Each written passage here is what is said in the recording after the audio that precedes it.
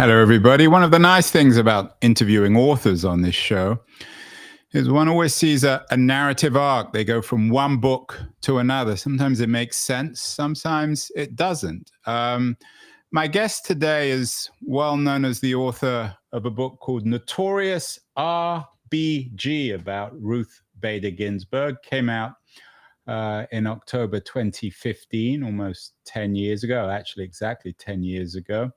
Irin Carmone, the book has done extremely well. It's got over 8,000 reviews on Amazon, which is quite an achievement.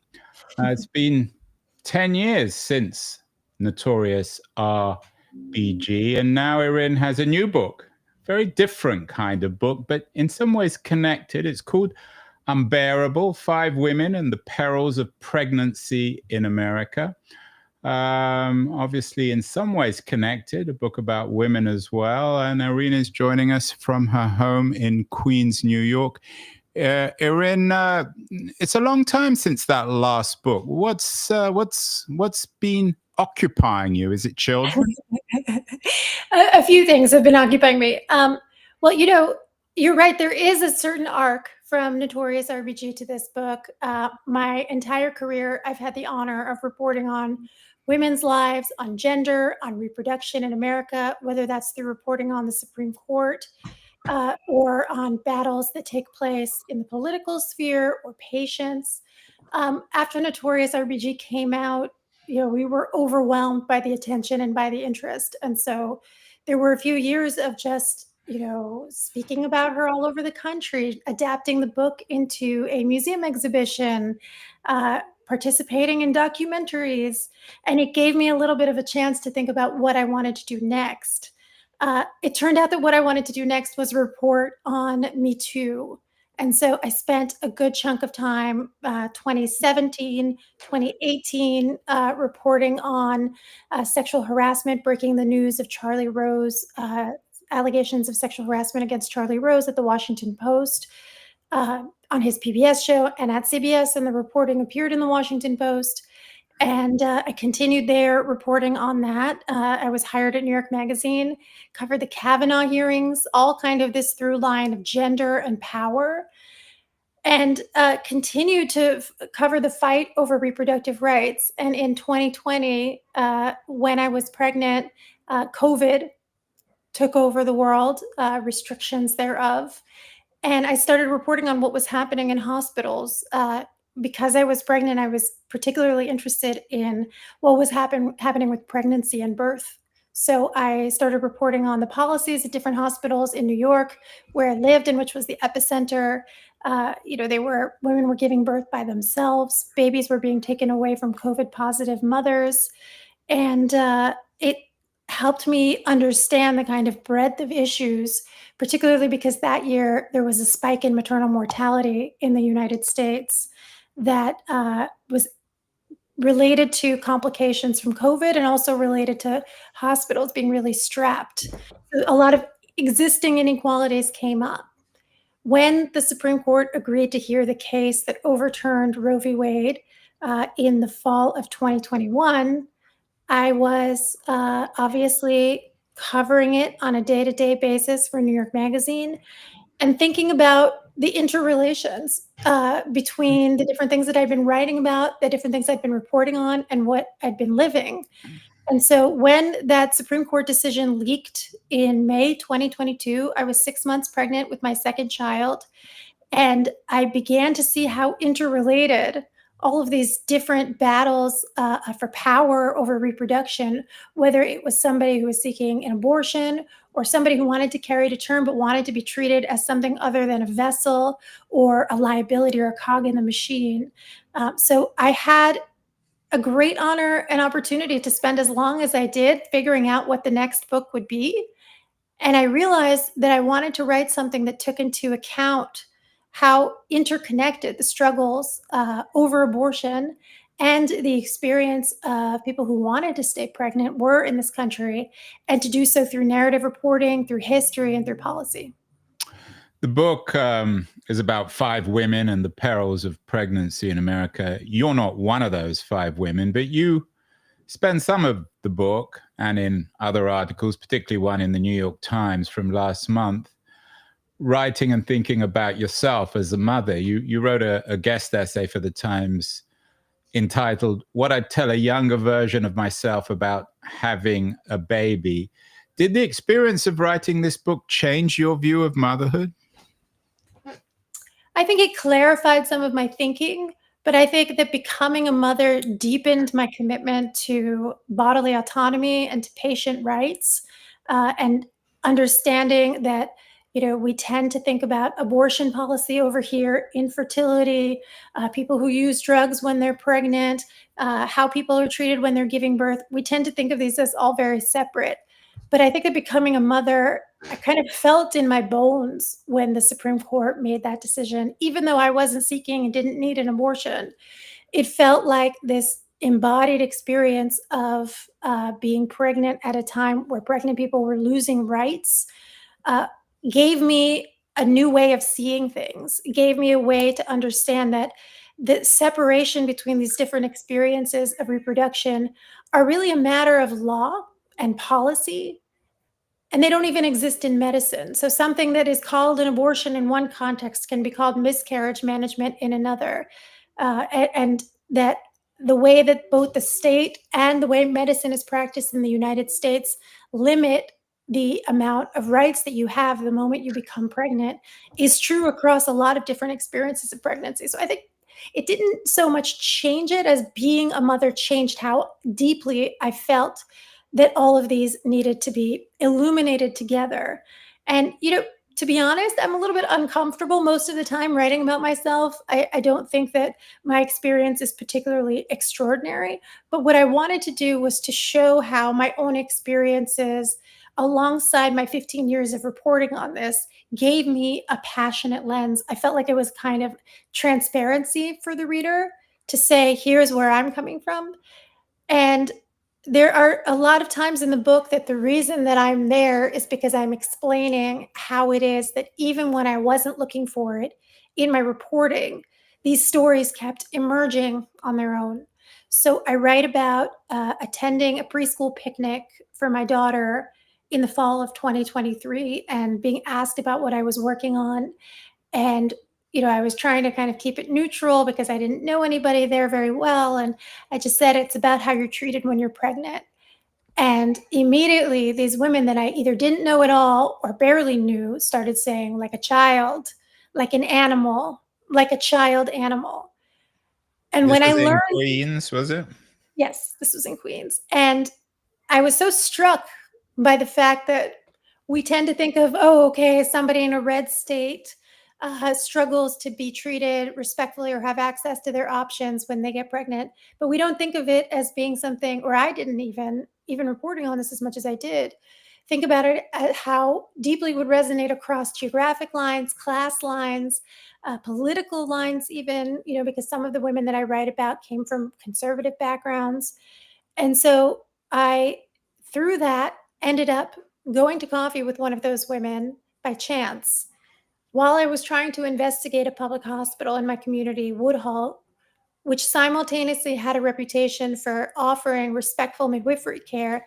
And there was a disturbing pattern of Black women dying in preventable accidents or in botched procedures at that hospital. And I was trying to figure out how to tell that story. And I went to coffee with one of those women after drop off, and she said to me, well, I almost died when I was giving birth. And I thought she was kind of being hyperbolic, but it turns out she needed a full body blood transfusion and she had lifelong hormonal damage or lasting hormonal damage. And when I asked her, where did this happen? She said, Woodhull Hospital. And that was Maggie, one of the 5 women that I write about. And so I thought it would actually add to the story of the book if I explained how, in many cases, the way that I encounter these stories before I let them take over fully into their narrative, take over fully, I would be as sparing as possible, but I would also use it to explain just how ubiquitous this feeling of disrespect is across different, again, geographies and experiences of pregnancy. And so when I was postpartum with my second daughter, in the summer of 2022, I read about Haley Burns, another one of the women that I write about, and she too had given birth in the summer of 2022, but because she tested positive twice for drug use in her pregnancies, she had struggled with addiction, she was in and out of treatment with addiction. Instead of being offered support or addiction services, she was arrested 6 days after giving birth in her son's hospital room. And so I also felt that this was one way in which I talked about the universality of these experiences.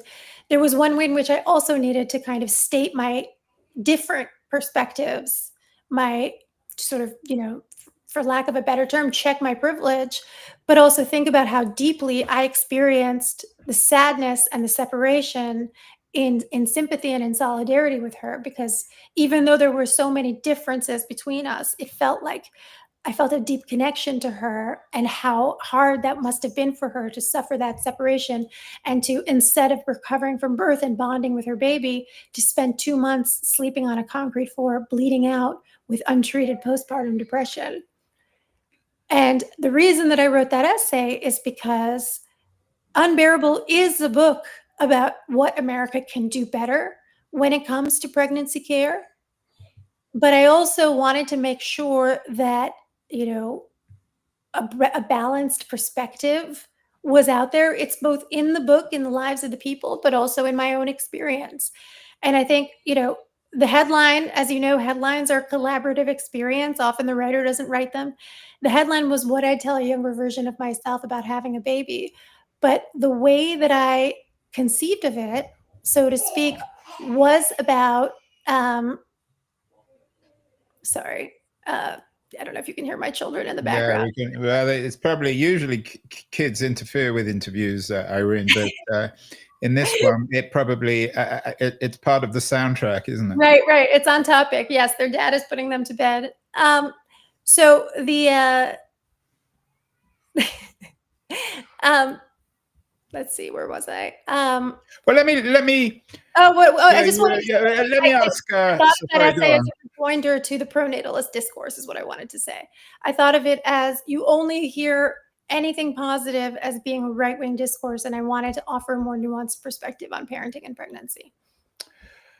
I'm sure you saw an interesting review of the book in Free Press by Cara Kennedy. She acknowledges that your numbers are troubling in some ways, but she also points to your New York Times piece suggesting, and I'm not sure whether this is fair or not, you can perhaps comment on this, that progressives can't bear pregnancy, you being an example of a progressive. Is there any truth in this critique from Kennedy? Well, I feel like everything that I had to say about a balanced perspective about pregnancy is in my work. I would just say, there, I'm glad that she had a really good experience giving birth in the US. The reality is that the US makes pregnancy so much more dangerous and more difficult than our peer nations, regardless of how you count pregnancy related complications and deaths, because there's arguments over the definition. Even when you offer the most conservative definition of risks and deaths around pregnancy, the US will rank at the bottom of our peer nations, and that is simply indisputable fact. Yeah, and maternal mortality rates. I just saw an interview with you on MSNBC. Deaths per 100,000 live births. I think this is Black Americans 50%, 50.3 per 100, way higher than everywhere else. Irin, this is obviously a very controversial subject. What number in particular? What items of data really make your point about the unbearable nature of being pregnant now in the United States? Well, certainly the one that I just cited. And then I think also the ways in which opinions like Dobbs, decisions like Dobbs that empower more restrictions. There has been substantial reporting that people experiencing pregnancy complications are not getting the care that they need because of anti-abortion laws in place. So they're being denied access to ectopic pregnancy care. This is documented that this happened in Texas. They're being forced to go septic when they're having miscarriages. Texas finally changed its emergency definition. It's just gone into effect, I believe. It's been years of these emergency cases being documented to cause harm instead of people getting access to the care that they need. So I think there's a pretty powerful case to be made simply about maternal mortality, but it goes broader than that. Because the US has this experiment with letting half of the states ban abortion, I think it's pretty shocking that we've taken a bad situation and made it worse by further circumscribing the rights of people who become pregnant. And then, that chart, it was a little confusing, that chart, to be honest, but it looked to me like it was also showing the racial disparities within the United States. Yeah, and you've really worked on that. I know that's something that you underline in the book. Yeah, so this is something that really inspired me to report on New York City, because currently in the United States, a Black woman is 3 or 4 times likelier to die. And then again, we're just talking about death. For every 1 death, there are 60 or 70 cases of maternal morbidity, which are severe complications relating to pregnancy, including hysterectomy, hemorrhage, sepsis. These all count under maternal morbidity. So how does it compare from the Free Press article suggesting that that 19 in 100,000 women in the US die in childbirth, and the equivalent figure in the United Kingdom is almost 13. So it's higher, but not dramatically higher. How does it compare broadly with Europe? Is it dramatically different? The US is always at the bottom of every ranking. No, I understand that, but yes, it is worse in Europe. That's what that means. Yeah, and so I just want to say that so the racial disparity within the United States, I think, is very important to be attentive to, and it's deeply connected to our history. What I was going to say is that the reason that I wanted to report on New York City is because although we are the wealthiest city in the country, one of the wealthiest cities in the world, and full of resources, full of world-class hospitals, the rate of racial disparity in New York City is worse than the country at large. So during the years that I wrote about in my book, a Black woman was 9 or 12 times likelier to die for childbirth-related or pregnancy-related reasons. And I think, that alone is a crisis. The other thing that the United States does that our peer nations doesn't do is lock up people, put them in jail for having drug problems while they're pregnant. So in Alabama, for example, in the last 2 years since Dobbs alone, there have been 412 pregnancy-related arrests in the United States, about half of them in Alabama, which is the reason I wanted to write about Alabama in my book.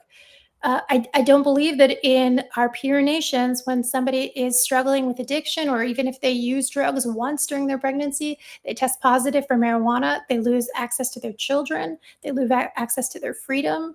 And again, instead of being offered addiction support, no one is saying that this is a wonderful thing to be addicted to drugs during your pregnancy. But if you have a problem, is the best thing for you, or if you're still pregnant, your fetus, or your children, if they've already been born, for you to rot away in a jail cell, that is a uniquely American problem.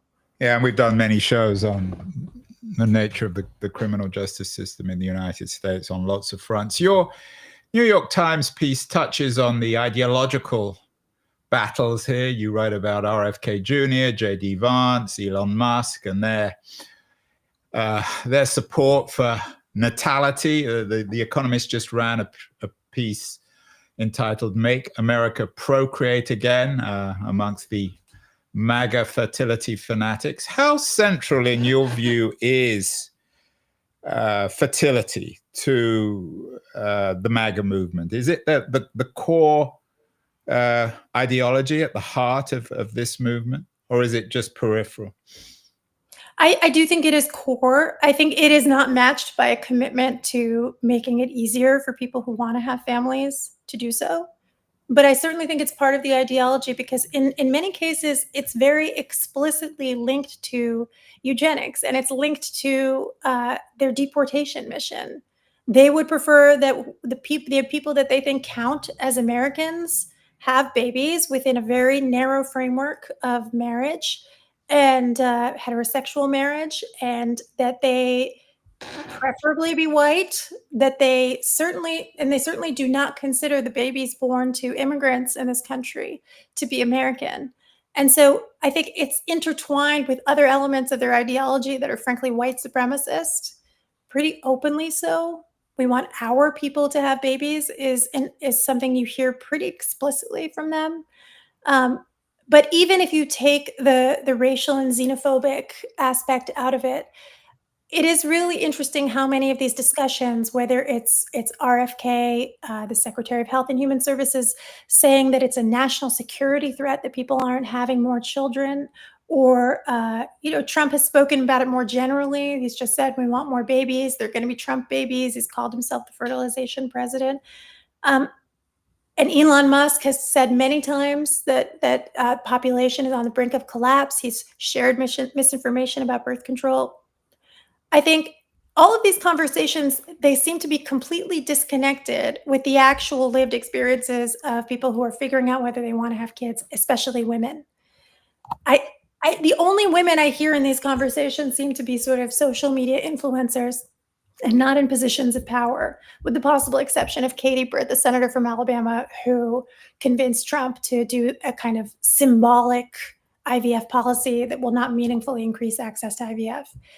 And so I do think that rhetorically it is very important, but it has not been matched with any kinds of policies that would make it easier either to have a healthy and safe pregnancy, to make decisions over your own pregnancy, or to raise a family.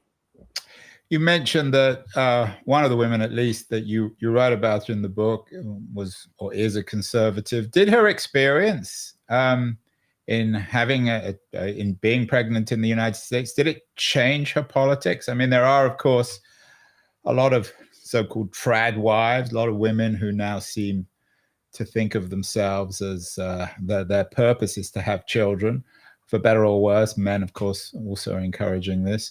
But in your experience in writing this book, did it change their politics? Well, I don't know how many women are actually tradwise and how many people are just sort of consuming content about a life that seems appealingly simple, aesthetically beautiful. It feels to me more like a media phenomenon than people who are actually, dramatically changing their behavior at large. Apart from it seems like it's a very visible subculture with a particular political salience to the president right now. I think I should say that Haley, the woman that I wrote about who was jailed after pregnancy, was raised she lives in a conservative evangelical region and was raised in the church. And when she was considering whether to have an abortion, when she found out that she was pregnant the second time, even though she was partnered, she had a child, she did have this addiction problem, and she considered having an abortion. And her mother talked her out of it for religious reasons. And then she herself also decided that she told me that she was afraid of what it would be like when she met her maker if she had an abortion. But the tragic irony is that if she had had an abortion, which was just barely legal still in Alabama, if not so accessible, because this would have been the spring of 2022 and Roe was overturned in June. Had she had an abortion, her pregnancy and her child would not have been used as evidence against her the way they were when she lost her freedom by being jailed repeatedly. And she still doesn't have custody of her children back, even though she's been clean for more than 2.5 years. And even though she's held down a steady job and she's got her own place. So the deep irony is that when abortion was legal in Alabama, they were actually incentivizing people to have abortions, lest their very pregnancies be used as evidence against them. I also write about a doula, a birth support person who's, not a medical professional, but is trained to be a companion to people giving birth, who grows up in the anti-abortion movement. She's not one of the 5 women, but she's key to the story. Kirsten Clark is her name, and she's supporting women in birth in Alabama. And she, grew up tabling at anti-abortion meetings and wearing T-shirts about life and very much in the movement. And here's about another one of the women I write about, Dr. Yashika Robinson, as a doctor who is providing pregnancy and birth care where she actually listens to her patients and is willing to try to meet them where they are, provided that it's medically safe. whereas the other doctors are kind of domineering and they bully their patients, and they're much more likely to perform a riskier C-section rather than be patient or explore options of informed consent with their patients. And so she winds up attending a couple of births with Dr. Robinson. And the thing is about this doctor is that the other people in the quote unquote natural birth community in Alabama won't work with her because she's also an abortion provider. And what you learn about from Dr. Robinson in the book is that she is a person who is motivated by the same values for as long as it's legal in Alabama to perform abortions and also to treat her patients who want to give birth respectfully. Sometimes it's the same patient. And so Kirsten, again, this woman who grew up in an evangelical church, finds herself being so impressed by Dr. Robinson and thinking, if the doctor who is anti-abortion is also the one who is he's praying with his patients, but he's also my way or the highway in a way that she considers abusive. But here's Dr. Robinson, who's performing an abortion and then also making her patients feel heard and providing respectful care. And it actually leads her down a journey to change her mind about abortion and to actually become, again, for as long as it was legal in Alabama, an abortion doula. So she's working full time, accompanying dozens of abortions over the course of, I think it was a few years, hundreds of abortions over time. Somebody who, again, was tabling at the Christian rock concerts to try to talk people out of abortion, changed her view just by seeing the way that abortion providers were being in the world. So I found that to be very powerful. Irin, you've done a lot of reporting, not just on this, but on the Supreme Court and on lawsuits associated with a lot of these issues, particularly the Roberts Supreme Court. What would your friend, Notorious RBG, say about this? What would her take be? You know, Justice Ginsburg earned that nickname Notorious RBG because of a dissent that she issued in June 2013, protesting that John Roberts and the majority of the court gutted the Voting Rights Act. And I always think it's important to remember that that nickname was bestowed upon her when she was warning about what the court was doing, that she believed that the court had grievously done wrong in gutting democratically enacted legislation that she considered perfectly constitutional, that it was overturning important precedents, which it would obviously continue to do with even more abandon after she died. She was warning people. She wanted people to pay attention to what was going on. And so I think she would be very sad to have been validated of her worst fears. And of course, she stayed on the court too long. But I think she also believed that it was impossible that Donald Trump would win, and she misjudged the environment. But for as long as she could, she tried to prevent everything the court is doing now from happening. Finally, a few years ago, I had Margaret Atwood on the show, of course, the author of many books. She has a new autobiography out, but perhaps best known for her Handmaid's Tale, which is a dystopian vision. I remember talking to her about, when she came on the show, talking to her about that book. And she explained to me that it was a book about America and it wasn't, in her view, science fiction. Are we where Atwood was warning us? Are we in this new dystopia? Is this really what you are revealing in Unbearable? It sounds like, in many ways, a nightmare world for women who are pregnant. You know, when we talk about the trad wives, I often think about The Handmaid's Tale, in which there were women whose jobs were to promulgate this brave new world, and then they found themselves with their own rights limited by it when it worked too well. I do think that in many ways her vision was prescient. When Haley, one of the 5 women I write about, is jailed, she finds herself in a cell with 3 other pregnant women who are being charged with crimes against their own fetuses. So to me, that also kind of reeks of dystopian fiction. Yeah, I mean, it's sort of it's Atwood meets Kafka. Yeah, because they also, like Kafka, they're also being saddled with impossible burdens to get out of jail. They need to have $10,000 in cash bail, something similar offenses does not carry, and they need to have a spot in rehab, but there are no spots in rehab available in Alabama because so many people are struggling with opioid addiction and not a lot of resources for them. And so a lot of the women get trapped there. Some of the women didn't even know they were pregnant. They were pulled over for speeding or something. Maybe there was a warrant against them. They drug test them, they pregnancy test them upon admission to the jail, and then they're trapped. I also think that one of the critiques of The Handmaid's Tale has always been also that uh, the reality that The Handmaid's Tale describes was the reality under American slavery. It's just that in The Handmaid's Tale, it's being portrayed as happening to white educated women. And so I do write in the book a lot about the roots of American obstetrics and gynecology being the experimentation on enslaved women.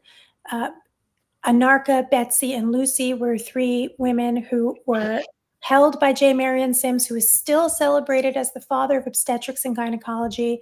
For years, they were experimented upon with no anesthesia, with no ability to consent to their treatment, because they were suffering from obstetric fistula, harms from giving birth. And as a result, they weren't able to carry more children to become enslaved laborers on plantations. And so the very roots of pregnancy care in America is precisely the kind of dystopian regime that Margaret Atwood was describing. So past is prologue, and we're repeating that past right now in a differently constituted way. I mean, when you have pregnant women in ICE custody who are suffering miscarriages, who are being treated inhumanely, it's hard to see any of this as being so-called pro-life. Well, finally, you're in. It's not inevitable, I don't think, or maybe it is, but what to do about this situation? How to avoid really slipping into The Handmaid's Tale, this dystopian world, and return in some ways, you might be suggesting, even back to the America of slavery. What are we supposed to do in 2025 in Donald Trump's America? Well, I'm struck by how much they want to erase this history and they want to prevent these stories from being told. And so one of the things that Trump has done, for example, is he has paused, but in effect canceled PRAMS, which is a pregnancy research monitoring service that actually tracks nationally morbidity and mortalities of pregnancy-related harms. They're not counting them anymore. And they have canceled research grants to people who are studying how to make maternal health better because they are being tagged as DEI and in violation of the president's executive orders. They are cutting off access to Medicaid. All of these are and by the way, they're rewriting history in the museums to not talk too much about the same enslavement that I was just talking about. And so as a journalist, obviously a journalist with a strong point of view, but fundamentally as a journalist, I want to document what is happening. I want to describe the truth of the people I write about's experiences to explain how we got here.